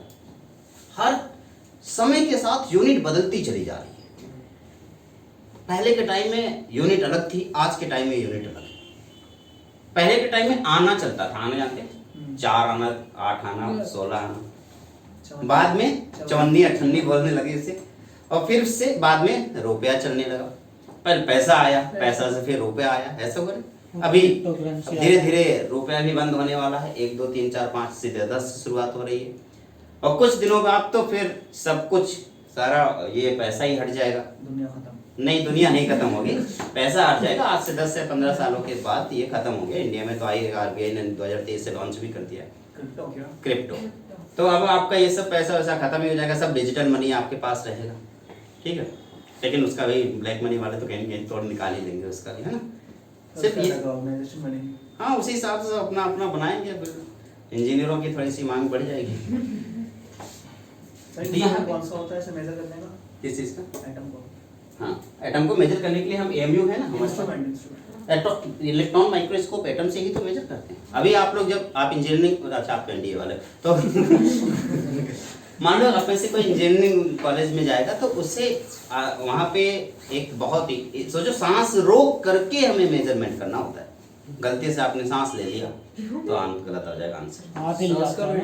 कोई सांस लेते समय आप मेजर किए तो आंसर गलत। नापते मर गए। नापते वो नापेगा ही नहीं ना, सारे बच्चों को थोड़ी वो इक्विपमेंट मिलता है। सांस रोक बहुत देते ही सोचो, बहुत ही आराम से उसको ऐसे जैसे सोना नापने वाले नहीं वो नापते हैं, उस पर एक मक्खी भी बैठ गई सोचो। 1 मिनट के लिए सोचो, एक आप कहीं सोना मेजर कर रहे हैं गोल्ड, और उसी टाइम एक बड़ी सी मक्खी आके उसके ऊपर बैठ गई, तो गोल्ड का रेट, मक्खी का रेट गोल्ड के रेट के बराबर है ना, कितना नुकसान होगा। वो सर उनको अपने कांच से मिक्स। हाँ, तो कांच से पैक करके रखते हैं ताकि वहां पे कोई मक्खी ना एयर भी नहीं बैठे। एयर भी नहीं सेम यही काम इसकी बैटरी खत्म है सर। बैटरी खत्म हो रही है, हाँ। कितना % बचा है? 20% डाल लो इसको, पता नहीं। 20% है। 20%। ठीक है, 20% तो बहुत होता है। आपको ये सर ये फोन 20% चलेगा अपना। 30% था, 10% खत्म हुआ। तो अभी हुआ क्या कि जब भी कभी मेजरमेंट की बात आती है तो छोटी यूनिट को मेजर करने के लिए हमें छोटी चीजों को मेजर करने के लिए छोटी यूनिट चाहिए होती है, बड़ी चीजों को मेजर करने के लिए बड़ी यूनिट चाहिए होती है। तो जब एटम की मेजरमेंट की बात आई तो हमें एक ऐसा यूनिट चाहिए था जो दुनिया का सबसे छोटा यूनिट हो, तो जाकर एमयू बनाया गया था। ठीक है, एमयू को बनाने के लिए कार्बन के एटॉमिक मास आइडियल मान के बनाया गया था, कार्बन से शुरुआत हुई थी। लोगों का कहना था कि 1 AMU का मतलब होता है 1/12 part of the weight of the carbon. ये पुरानी धारणाएं हैं, ठीक है, वो सब उस तरफ नहीं चलेंगे। तो कार्बन को मान करके हमने बेस मान करके ये सारी चीजें बनाई थी, लेकिन फिलहाल के लिए अभी मैं बस डायरेक्ट आपको बताना चाहता हूँ, अगर इसी को ग्राम में ले लें तो हमें एक नया यूनिट मिलेगा, ग्राम एटॉमिक मास। जो एटॉमिक मास है वो किसमें कन्वर्ट हो जाएगा? Gram atomic mass. तो अगर मैं लिखूं ग्राम एटॉमिक मास, तो बताओ क्या होगा बेटा ग्राम एटॉमिक मास? आप समझ गए होंगे, atomic mass in the term of gram, या मास ऑफ वन एटम, ऐसे लिखेंगे, या फिर ऐसे लिख सकते हैं एटॉमिक मास इन ग्राम। अगर हम एटॉमिक मास को ग्राम में कन्वर्ट कर दें तो ग्राम एटॉमिक मास हो जाएगा। तो अगर मैं यहीं पे लिखता, मान लो एक कार्बन, या फिर यही x लिखता, XZA, तो आपसे मैं पूछता कि मास नंबर बताओ, तो आप कहते हैं कि सर मास नंबर तो A है, बार बार बता रहा हूँ, 1000 बार यही बताऊंगा, 10 बार पूछोगे पता थोड़ी जाएगा, है ना। लेकिन मैं अगर आपसे पूछता कि एटॉमिक मास बताओ, अभी आप यही बोलते, क्या बोलते? AMU। लेकिन मैं कहता ग्राम एटॉमिक मास बताओ, अब बताओ, चलो 1 ग्राम हो जाएगा। ग्राम एटॉमिक मास, तो आप क्या कहते? ग्राम। इसी ग्राम एटॉमिक मास को आगे चल करके साइंटिस्ट लोगों ने एक नाम दिया, मोल। क्या दिया? मोल। मोल कुछ और नहीं है बल्कि क्या है? Gram atomic mass. किसी भी एटम को हम नॉर्मल एमयू में नहीं मेजर कर सकते, तो हम क्या करना शुरू कर दिए? ग्राम में मेजर करना शुरू कर दिए। ठीक है ना, जैसे कि हम 12 AMU ऑफ कार्बन नहीं मेजर कर सकते क्योंकि एमयू हम देख ही नहीं पाएंगे, तो हमने क्या कर दिया? 12 ग्राम मेजर कर लिया। अब 12 ग्राम तो आप देख सकते हो ना। हाइड्रोजन का 1 AMU नहीं मेजर कर सकते थे, तो हमने 1 ग्राम मेजर कर लिया। ठीक है, तो ये जो ग्राम है, ग्राम एटॉमिक मास कुछ और नहीं है बल्कि क्या है? मोल है। यानी कि आप कह सकते हैं, एक नया टर्म यहां पे मैं और इंक्लूड करूंगा, मोलर मास। क्या होता है? Molar mass. अब मोलर मास का मतलब होता है mass of 1 mole, mass of 1 mole, mass of 1 mole substance. अगर 1 मोल सब्सटेंस का मास लेकर निकालना तो उसे हम क्या बोलेंगे? Molar mass. अब आपको पता है कि 1 मोल किसके इक्वल होता है? 1 ग्राम के इक्वल होता है, तो 1 मोल का मतलब क्या हो गया? 1 ग्राम। क्या कोई दिक्कत है? नहीं। अब आइए देखते हैं आगे, क्योंकि A हर एक एलिमेंट के लिए बदलेगा या नहीं बदलेगा? क्या A की वैल्यू हर एक एलिमेंट के लिए बदल जाएगा? तो इसका मतलब मोलर मास भी हर एक एलिमेंट का बदल जाएगा, वेट ऑफ 1 मोल भी हर एक एलिमेंट के लिए बदल जाएगा। अब फिर से देखें, अगर मैं आपसे पूछता हाइड्रोजन, मैं लिख दे रहा हूं हाइड्रोजन 1H में, हीलियम क्या है? 2He4, कार्बन कितना होता है? 6C12, नाइट्रोजन कितना होता है? 714, ऑक्सीजन कितना होता है? 816, क्लोरीन कितना होता है? 1735.5, ओके, सल्फर कितना होता है? 1632। क्या ये बात समझ में आ रही है? अब अगर मैं आपसे पूछता इसके लिए बताओ A की वैल्यू क्या है? 1, इसके लिए 4, इसके लिए 12, इसके लिए 14, इसके लिए 16, इसके लिए 35.5, और इसके लिए। अब मैं कहता है इसका 1 मोल बताओ कितना होगा, तो 1 ग्राम। 1 इसका 1 मोल कितना होगा, 4 4 ग्राम। इसका 1 मोल कितना होगा, 12 ग्राम। इसका 1 मोल कितना होगा, 14 ग्राम। इसका 1 मोल कितना होगा, 16 ग्राम। इसका 1 मोल कितना होगा, 35.5 ग्राम। इसका 1 मोल कितना होगा, 32 ग्राम। क्या कोई दिक्कत है किसी को? नहीं है ना। एक प्यारा सा क्वेश्चन ले लेंगे। अगर मैं आपसे यही पूछ लेता, calculate number of moles, Ankit mark कर देना, calculate number of moles in 64 gram of oxygen. 64 gram of oxygen में हमें क्या निकालना बेटा, नंबर ऑफ मोल्स। अब आप देखो इधर ऑक्सीजन देखो कहां पे है, ऑक्सीजन का 1 मोल कितने ग्राम की इक्वल, तो आप कहेंगे 16 ग्राम ऑक्सीजन का मतलब 1 मोल ऑक्सीजन, यही तो बोलोगे आप। तो मैं कहूंगा कि 1 ग्राम ऑक्सीजन का मतलब वही पुराना वाला क्लास 10th वाला 1/16 मोल। तो मैं कह रहा हूं हमारे पास क्वेश्चन में कितना ग्राम दिया गया है, 64 ग्राम ऑक्सीजन का मतलब क्या हुआ, आप कहेंगे 1 डिवाइडेड बाई 16 मल्टीप्लाइड बाई 64, यानी कि आंसर कितना आ गया। हमें 4 से नहीं मतलब है, हमें इससे मतलब है।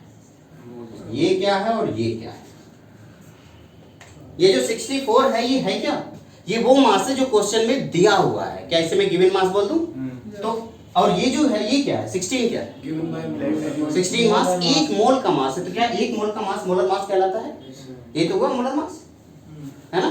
तो अगर मैं आपसे पूछूं तो और ये जो 4 निकल के आया था आपका, ये जो 4 वैल्यू निकला था वो 4 क्या था, मोल्स था। यानी कि हम कहें कि नंबर ऑफ मोल कैलकुलेट करना है तो given mass by molar mass. एक नया फॉर्मूला हमने यहाँ पे जनरेट किया, और वो फॉर्मूला क्या था बेटा, number of moles this is equals to given mass upon molar mass. यहाँ तक किसी को कोई दिक्कत है, तो इसको पहले अपनी कॉपी में नोट कर लीजिए, very very very important formula. Sir इसे भी ग्राम में मेजर करेंगे, 4 ग्राम या वो? ये मोल है ना, ये तो निकला क्या है, मोल निकला है, ये तो मोल निकला है ना, तो 4 मोल हो गया।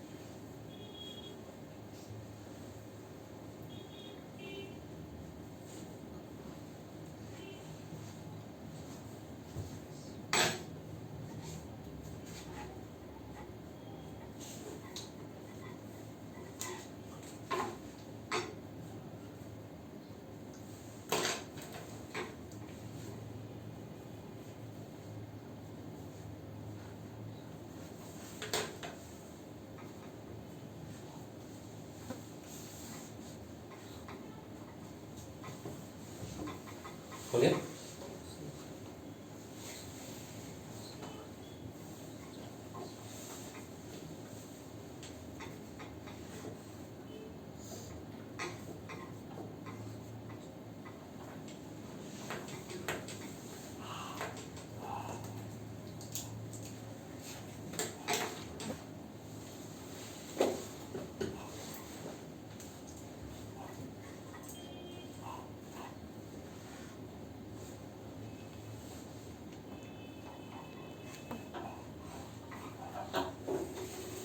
तो नंबर ऑफ मोल्स का फॉर्मूला क्या आ गया? Given mass by molar mass. Okay, आगे बढ़े। या अब एक काम कर, कुछ क्वेश्चंस कैलकुलेट करने के बाद फिर आगे बढ़ते हैं। जैसे कि आप लोग कैलकुलेट करो, calculate the number of moles present in the following. Calculate number of moles present in the following. Calculate number of moles present in the following.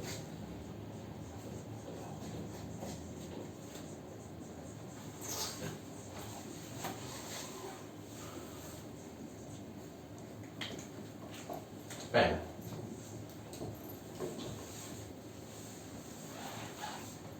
142 gram of chlorine atom। दूसरा 8 ग्राम ऑफ सल्फर एटम। तीसरा 16 gram of hydrogen atom. चौथा 8 gram of oxygen atom.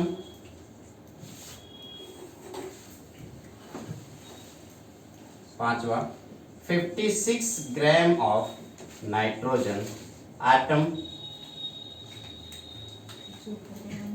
छठवां 46 gram of sodium atom. सब में number of आपको number of moles calculate करना।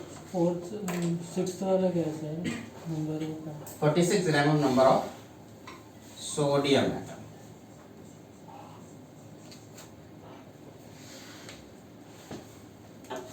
अंकित,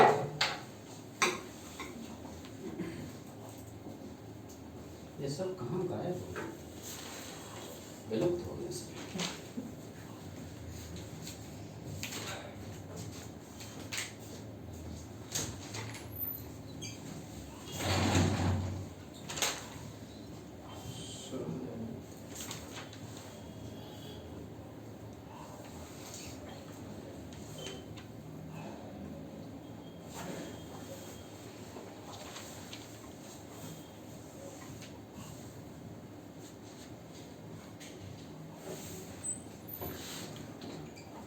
बताइए, सबसे पहले क्वेश्चन का आंसर दीजिए। फॉर्मूला हो गया। आपको पता है क्लोरीन कैसे लिखते हैं? 1735 क्लोरीन है ना, 35.5 ये तो होता है। ओके, अब आपने कहा कि इसका मतलब ये हुआ कि मोलर मास हमारा कितना है? 35.5। तो नंबर ऑफ मोल्स इसके कितने हो जाएंगे? Number of moles this equals to given mass कितना है? 142 डिवाइडेड बाय 35.5। कितना आ गया आंसर होगा? 4 मोल्स। ठीक है, चलिए इसके लिए बताइए। आपको पता है सल्फर कितना होता है? 1632, यही ना? तो ये हो गया नंबर ऑफ मोल्स। क्या हो जाएगा? 0.25। गिवन मास है 8 डिवाइडेड बाई 32। कितना हो गया? 0.25 मोल्स। ठीक है, चलिए इसके लिए बताइए। हाइड्रोजन 1H1 लिखा जाता है, इसका मतलब ये हुआ इसका नंबर ऑफ मोल्स अगर कैलकुलेट करना है तो गिवन मास है आपका 16 और मोलर मास कितना होता है? 1, यानी कि 16 मोल्स। इसको मैं कह रहा हूं कि ऑक्सीजन है तो क्या 816 लिखा जाए? तो नंबर ऑफ मोल्स अगर यहाँ कैलकुलेट करने हैं तो आपको लिखना पड़ेगा 8/16 यानी कि 0.5। चलिए इसके लिए आपने कहा नाइट्रोजन का 714 होता है, तो नंबर ऑफ मोल्स क्या होगा बताइए। गिवन मास 56 है और मोलर मास कितना होता है 14, कितना आ गया 4 4 मोल। ओके लास्ट वन है सोडियम का होता है 1123, 3 तो नंबर ऑफ मोल्स अगर हमें कैलकुलेट करने हैं 46 by 23 46 डिवाइडेड बाय 23 कितना आ गया 2 moles। ओके तो इस तरीके से आप लोगों ने नंबर ऑफ मोल्स निकालना सीख लिया। क्या किसी को कोई दिक्कत है यहाँ तक? गुड। अब हम बात करेंगे मॉलिक्यूल के बारे में, ठीक है। इरेज करो इसे, जी सर। पक्का इरेज कर दो ना, नोट कर ले सबने। ठीक, अब हम बात करेंगे मॉलिक्यूल्स के बारे में।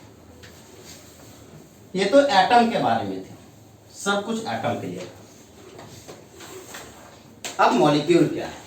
और मॉलिक्यूल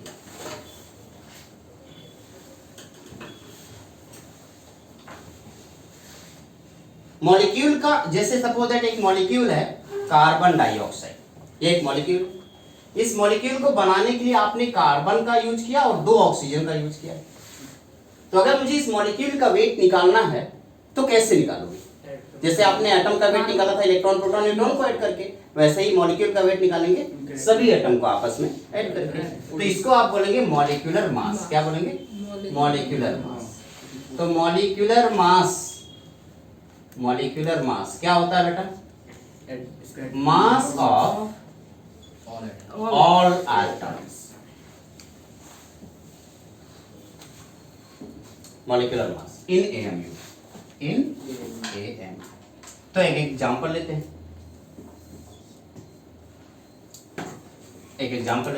सबसे पहला वही H2O। आपको इसका मास निकालना है, इसका मॉलिक्यूलर मास कैसे निकलेगा? आप कहते हैं कि एक हाइड्रोजन का मास कितना होता है 1 mol। कितने हाइड्रोजन हैं? 2, तो 1 मल्टीप्लाइड बाई 2 प्लस ऑक्सीजन का कितना होता है 16, यानी कि टोटल 18 AMU हो गया। ठीक है, चलिए कार्बन डाइऑक्साइड का बताओ मॉलिक्यूलर मास। 44। आप कहेंगे कार्बन में कितना होता है 12 प्लस ऑक्सीजन का कितना होता है 16। कितने ऑक्सीजन है 2, टोटल कितना हो गया 44 AMU। ठीक है, NaOH का बताओ जरा। NaOH का मॉलिक्यूलर मास 31 40 होगा सर 40 होगा। सोडियम का कितना होता है 23 प्लस ऑक्सीजन का कितना हो गया 16 प्लस हाइड्रोजन कितना हो गया 1, टोटल कितना हो गया 40 AMU। HNO3 का कैलकुलेट करके जल्दी से बताइए।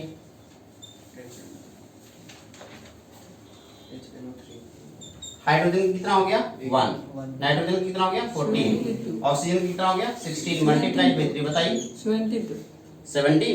2 पक्का? यस सर 63 होगा सर। 63 होगा। अच्छा 14 प्लस 1 15 हो गया and 48 15 प्लस 48 कितना हो गया 48 63 होगा सर। 23 63 AMU। एक बार फिर से कैलकुलेट कर लो, देख लो अगर गलती हो तो बता सही है दो। सर। H2SO4 का बताओ। H2 सर पहले ही 2 तो S का आपने कहा 2 into 1 प्लस सल्फर का 32 प्लस ऑक्सीजन का हो गया 4 into 16 into 4 कितना हो गया 98। 98। हाँ 98। तो दिक्कत है किसी? No sir. कैल्शियम कार्बोनेट का बताओ CaCO3। 42 कार्बन का कितना, कैल्शियम का कितना हो गया 40 सर 80 होगा प्लस कार्बन का कितना हो गया 12 12 प्लस 16 मल्टीप्लाइड बाई 3। अब बताओ 80 100 कैसे कैलकुलेट कर रहे हो बेटा? ठीक है ना, तो ये आपका मॉलिक्यूलर मास हो गया। अच्छा ये तो मॉलिक्यूलर मास है, अगर मोलर मास होता तो मोलर मास ऑफ मॉलिक्यूल होता तो ग्राम ग्राम मॉलिक्यूलर मास कहते हैं उसे। ठीक है।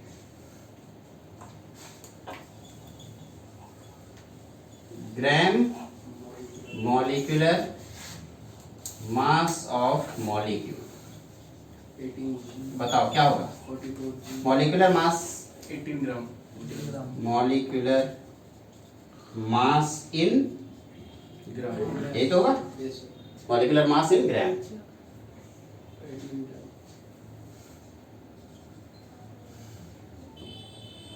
अब एक काम करो क्या इसी को हम मोलर मास बोल दें तो मोलर मास ऑफ मॉलिक्यूल बताओ मॉलिक्यूलर मास क्या होगा मॉलिक्यूलर मास इन ग्राम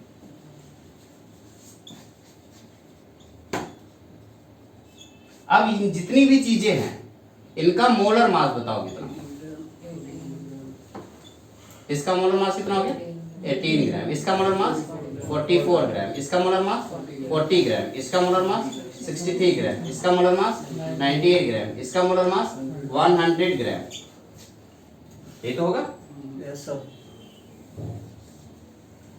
अब फिर से क्वेश्चन होगा लेकिन इस बार जो क्वेश्चन होगा वो किसके लिए होगा मॉलिक्यूल्स के लिए। सर मॉलिक्यूल्स और मोलर में डिफरेंस क्या है? क्या हुआ?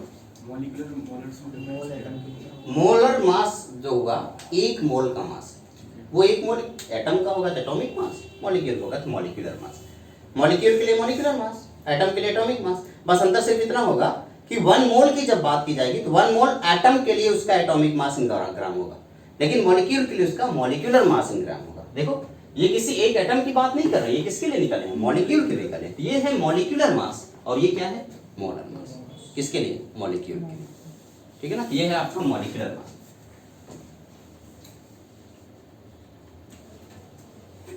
और ये हो गया आपको कोई दिक्कत नहीं है ना। अच्छा आगे बढ़ते हैं एक छोटा सा क्वेश्चन लेके चलेंगे।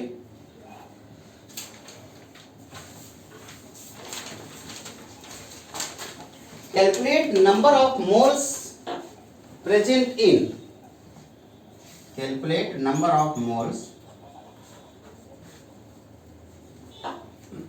in 225 gram of NaOH. Come on. 225 gram of NaOH क्या करना है नंबर ऑफ मोल का फॉर्मूला क्या है गिवन मास बाई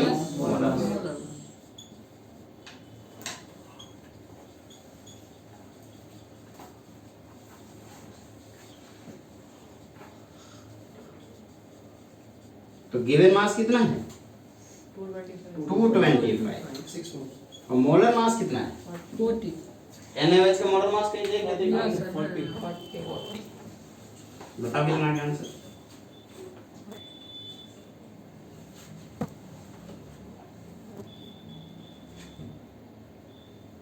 कैलकुलेट करके बताइए 5 पॉइंट समथिंग कुछ आएगा। हाँ हाँ जो भी आएगा समथिंग में बताना है 5.625 5.6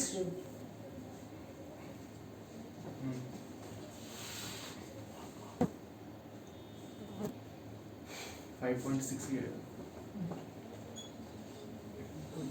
625 ठीक सर 5.6 5.6 ठीक तो 5.625 ये आ गया आपका आंसर ठीक है। Next calculate number of moles in 49 gram H2SO4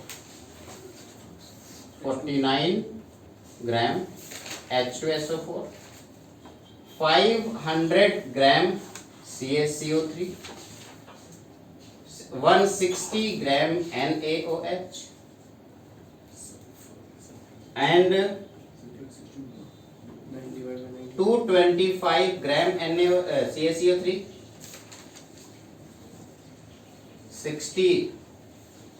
72 gram H2O 11 gram CO2 and 49 हो गया।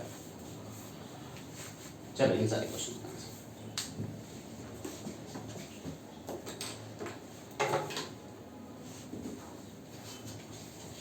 सर ये मिटाना आंसर दिया अभी समझ गया। अबे लिखा नहीं, नहीं सर।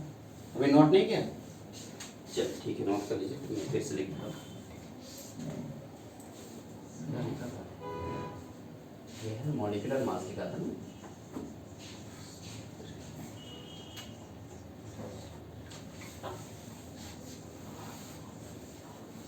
हो गए सर।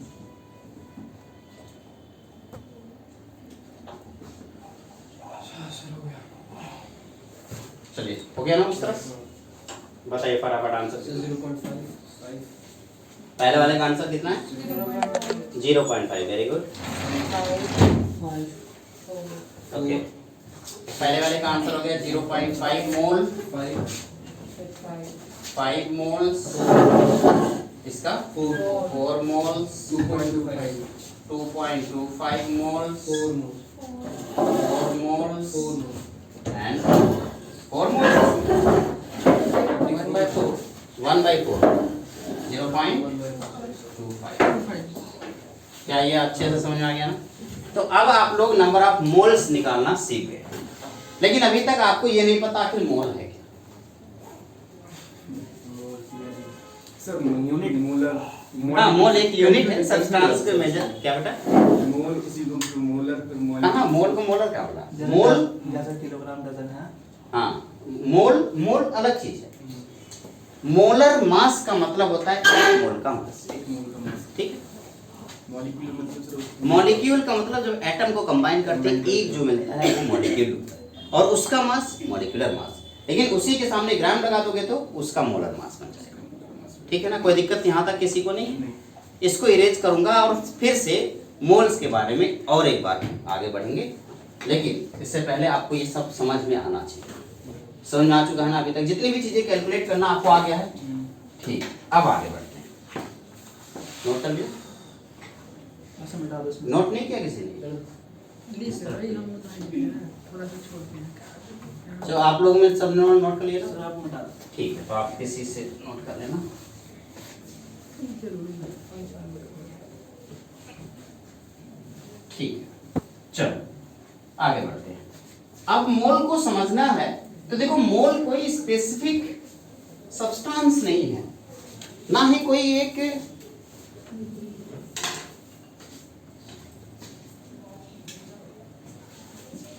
कोई वेट है। नहीं, मोल कोई वेट नहीं है।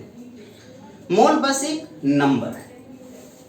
जैसे 1 दर्जन, दर्जन मतलब 12। मैंने कहा 1 दर्जन केला है मेरे पास, इसका मतलब कितने केले? मैं कह रहा हूँ 1 दर्जन मार्कर मेरे पास, मैं 1 दर्जन मार्कर लेके बैठा हूँ, चल एक भी नहीं रहा, तो ये जो 1 दर्जन है इसका मतलब क्या हुआ? कि हमारे पास 12 नहीं, अभी तो 5 ही है, मान लेता हूँ कि 1 दर्जन है, यानी कि 12। यहाँ पे 1 दर्जन लोग बैठे हुए, लेकिन कोई किसी काम का नहीं है। तो ये जो कहावत बनी 1 दर्जन का मतलब आप क्या हुआ? 12 लोग बैठे हुए। तो क्या एक दर्जन वर्ड किसी एक पर्टिकुलर चीज के लिए यूज किया गया या सबके लिए हो सकता है? नहीं, वो सारी चीजों के लिए हो सकता है भाई। मार्कर के लिए भी दर्जन यूज किया आपने। मेरे पास 1 दर्जन मोबाइल है, तो मैं मोबाइल के लिए भी दर्जन वर्ड यूज कर सकता हूँ। यहाँ पे 1 दर्जन लोग बैठे हुए हैं, यहाँ पे 1 दर्जन लोग बैठे हुए हैं, यानी लोगों के लिए भी 1 दर्जन यूज किया गया है ना? नंबर की यूनिट है। वो एक नंबर है। दर्जन क्या है? एक नंबर की यूनिट। एक पैकेट ऑफ नंबर्स होंगे जिसको हम दर्जन बोलते हैं। सेम इसी तरीके से नंबर्स, एक नंबर की वैल्यू एक वैल्यू होती है जिसे हम मोल बोलते हैं। जैसे दर्जन के लिए 12 यूज किया गया, वैसे मोल के लिए एक नंबर यूज किया जाता है। इस नंबर को सबसे पहले बताने वाले साइंटिस्ट थे अवोगैड्रो, इसलिए हम इसको बोलते हैं अवोगैड्रो नंबर। ठीक है, तो अवोगैड्रो नंबर। तो 1 मोल का सिंपल सा मतलब होता है, जिस तरीके से 1 दर्जन का मतलब होता है 12, उसी तरीके से 1 मोल का मतलब होता है 6.022 into 10 to the power 23।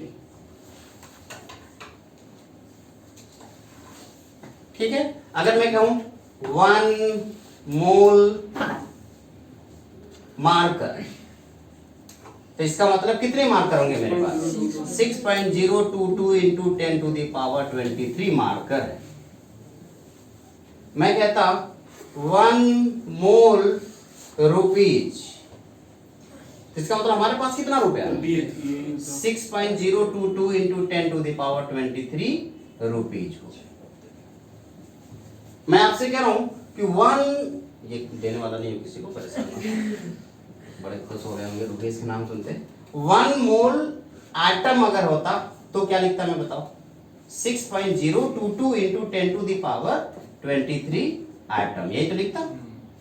अच्छा 1 मोल मॉलिक्यूल अगर लिखना होता बताओ तब ये हो जाता। तो भी यही लिखते 6.022 into 10 to the power 23 molecule. मैं लिखता 1 मोल आयन, अब बताओ मैं क्या लिखता? 6.022 into 10 to the power 23 ions. इसी नंबर को अवोगाड्रो ने सबसे पहले डिसाइड बताया था, इसलिए उसको N for number, A for Avogadro यानी कि अवोगाड्रो नंबर बोला जाता है।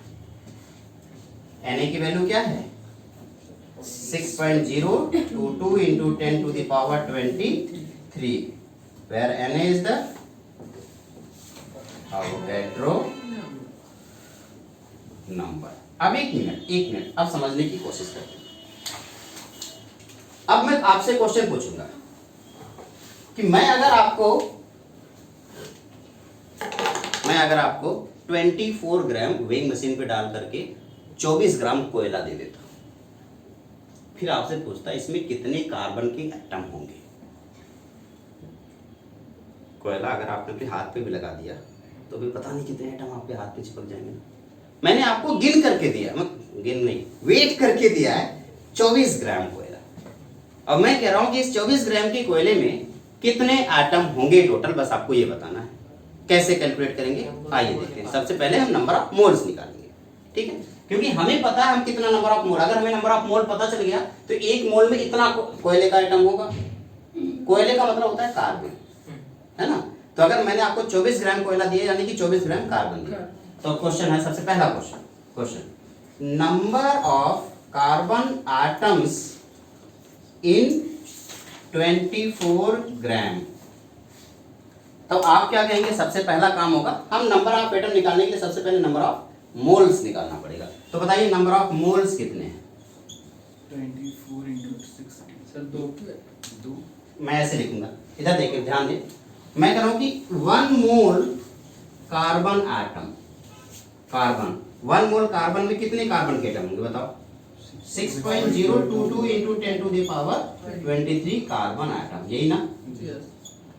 1 mole carbon that means 6.022 into 10 to the power 23 carbon atom. हमें किसी तरीके से नंबर ऑफ मोल मिल जाए कार्बन का तो हमें एटम भी मिल जाएगा। तो नंबर ऑफ मोल निकालने के लिए क्या करेंगे? Given mass by molar mass. अब गिवन मास कितना होता है? 24। कार्बन का मोलर मास कितना होता है? 12। कितना हो गया? 2 मोल्स। अब चूंकि पता है एक मोल में आपके इतने एटम हैं तो 2 मोल में कितने एटम होंगे? 2 mole carbon this equals to 2 into 6.022 into 10 to the power 23, या आप सिंपल शब्दों में अगर इसको Na लिखते हैं तो क्या हो जाएगा? 2 Na। क्या ये बात समझना है? हमने नंबर ऑफ एटम निकालना सीखे। एक क्वेश्चन और दे दो, ठीक है। अगर मैं आपसे कहता इस बार मैं आपको कोयला ना दे करके कार्बन डाइऑक्साइड दे दूं, ठीक है, मैं कहूं 88 ग्राम कार्बन डाइऑक्साइड दे दिया मैंने, और फिर मैं आपसे कह रहा हूं कि इसमें कितने मॉलिक्यूल होंगे, ठीक। Next question number of molecules in कितना दिया? उतना ही होगा। चलो 88 कर देता हूं। सर वो सेम 2 Na होगा। हाँ 2 ही होगा, पक्का 2 सर यही होगा सर। चलो 88 ग्राम कार्बन डाइऑक्साइड। तो आप सबसे पहले कहते, पहले इसको समझो, रटना नहीं, ठीक है। फिर मैं आप कहते कि सर 1 मोल कार्बन डाइऑक्साइड का मतलब 6.022 into 10 to the power 23। अब यहाँ एटम लिखना चाहिए या मॉलिक्यूल लिखना चाहिए? क्यों? क्योंकि कार्बन डाइऑक्साइड एटम नहीं है, जबकि कार्बन क्या था? एटम था। तो कार्बन एटम था इसलिए मैंने यहाँ पे एटम वर्ड यूज किया था, और कार्बन डाइऑक्साइड मॉलिक्यूल इसमें मुझे यहाँ लिखना होगा इतने मॉलिक्यूल। तो अब बस आपको कितना पता है? नंबर ऑफ मोल्स पता करना है। तो आपने कहा number of moles this is equal to 88 divided by 44, answer is 2। तो बताओ नंबर ऑफ मॉलिक्यूल कितने हो जाएंगे? नंबर ऑफ मॉलिक्यूल आ गया 2Na या 2 into 6.022 into 10 to the power 23 molecules. लेकिन अगर मैं आपसे पूछता टोटल नंबर ऑफ एटम कितने हैं, ये तो मॉलिक्यूल था, एटम पूछ लूं फिर क्या होगा? सच्ची में? सेम यार, क्या सच में सही बात है? 3 एटम्स सेम एटम, ये मान लो एक एटम है, तो ऐसे ऐसे 3 एटम को मिला के मैंने एक पैकेट तैयार कर दिया, एक रबर बांध के ऐसे रख दिया, तो ये क्या हो गया? एक मॉलिक्यूल बन गया। ऐसे ऐसे कितने मॉलिक्यूल है हमारे पास? 3 कितने मॉलिक्यूल है? 2Na molecule. और एक मॉलिक्यूल के अंदर कितने एटम है? कैसे पता चला 3 एटम है? 2 ऑक्सीजन का, 1 कार्बन। इंटू 3 हो जाएगा। इसका मतलब टोटल एटम कितने होंगे? डिवाइड डिवाइड कैसे करेंगे बताइए? 5 इंटू 6.0। भाई ये क्या है? एक मॉलिक्यूल है। ऐसे 10 देता आपको, 10 मॉलिक्यूल आपको देता, तो एटम कितने दे देता? 30। ये एक मॉलिक्यूल में 3 एटम है, तो 10 मॉलिक्यूल में कितने एटम होंगे? 3 मल्टीप्लाइड बाई 10, ये तो हुआ। तो मल्टीप्लाई करना है, डिवाइड करना है? मल्टीप्लाई करना है। अब बताओ नंबर ऑफ टोटल एटम? 6 हो जाएगा। 6 हो जाएगा। टोटल नंबर ऑफ एटम्स आप कहेंगे 6, 3 इंटू 2Na यानी कि 6Na। लेकिन अगर मैं टोटल ना पूछ करके सिर्फ ऑक्सीजन पूछता, तो ऑक्सीजन के ऑक्सीजन वाला मल्टीप्लाई होता है ना, तो मैं ऐसे पूछता total number of oxygen atom. अब बताओ, आप कहते हैं 2 मल्टीप्लाइड बाई 2Na यानी कि 4Na। फिर मैं कहता total number of but sir उसमें 5 कार्बन एटम। अब बताओ, 1 को मल्टीप्लाई हो जाएगा ये 2n कार्बन का एक एटम है, हाँ, तो 1 से उसमें मल्टीप्लाई। जो 2n में आपने नंबर ऑफ ऑक्सीजन मल्टीप्लाई करे हैं, तो उसमें से कार्बन के मॉलिक्यूल्स भी तो इंक्लूडेड है? नहीं, कहाँ, कार्बन का तो अलग कर रहा हूँ। नहीं, उसके ऊपर वाला, उसके ये वाला सेकंड वाला। इसमें तो देखो, अब फिर समझना, मैंने 3 का एक कॉम्बिनेशन बनाया है, ये 3 मार्कर का एक कॉम्बिनेशन बनाया है, और इस 3 मार्कर में अगर एक पैकेट में 3 मार्कर हैं तो 10 पैकेट में कितने होंगे? 30 मार्कर। लेकिन अगर इस कॉम्बिनेशन में 2 मैं ब्लैक कलर का यूज करता, 1 ब्लू कलर का यूज करता। अब मुझे बताओ, अगर नहीं, देखो इसमें देख लो, 2 कैप वाले हैं, 1 बिना इसके है। तो अब मैं आपसे पूछता कि ऐसे ऐसे 10 मेरे पास पैकेट होता, तो इसमें ये वाले कितने होते? 2 से मल्टीप्लाई करता ना, तो इसका कोई यूज ही नहीं किया। लेकिन अगर पूछता ये वाले कितने होते, 10, तो 1 से मल्टीप्लाई करता। तो यहाँ पे कार्बन कितने हैं? कार्बन वाले से मल्टीप्लाई करेंगे, कार्बन का नंबर कितना है? 1 मल्टीप्लाइड बाई 2Na, आंसर 2 है। कोई दिक्कत है किसी को? नहीं है ना? अच्छा, एक क्वेश्चन और करेंगे।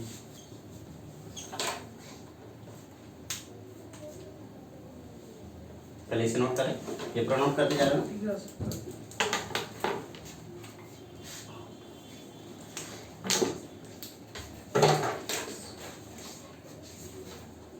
Number of moles, molecules, total atom, indivisible atom,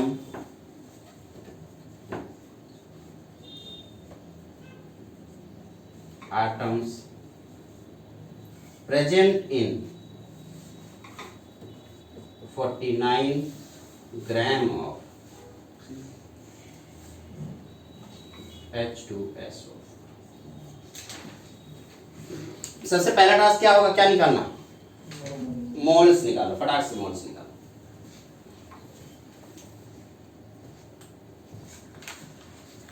four gram only है 49 ग्राम।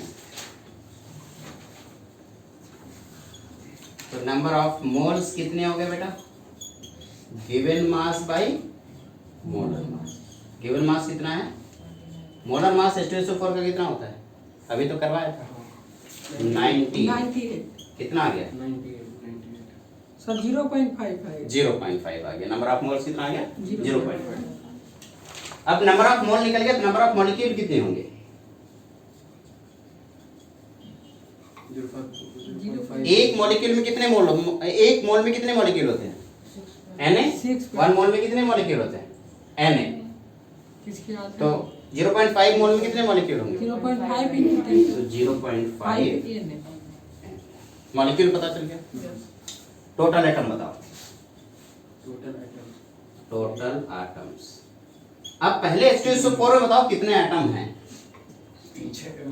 सात 7 एटम है, 4 ऑक्सीजन है, 2 हाइड्रोजन है, 1 सल्फर है।